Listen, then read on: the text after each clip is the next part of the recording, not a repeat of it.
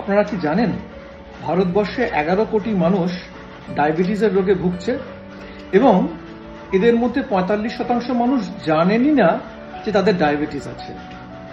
তবে কি সচেতনতার মাধ্যমে কিন্তু এই ডায়াবেটিস সম্বন্ধে অবগত হওয়া যায় এবং বেশ খানিকটা রোগ প্রতিরোধ এবং নিয়ন্ত্রণ করা যায়।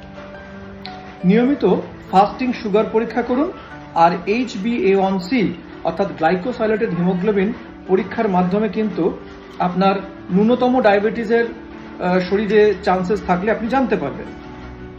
প্রতিকার স্বরূপ সিম্পল সুগার কম খান, ট্রান্স ফ্যাট অর্থাৎ এই কমার্শিয়ালি বেকড ফুড যেমন কুকিজ, বিস্কিটস, কেক, পেস্ট্রি এগুলো কম খান, তেলে ভাজা যা রাস্তায় আজকে খুব বেশি করে বিক্রি হয় সেগুলো কম খান এবং নিয়মিত 30 মিনিট ব্রিস্ক ওয়াক অর্থাৎ একটু ঘাম ঝরিয়ে কষ্ট করে হাঁটা অভ্যেস করুন।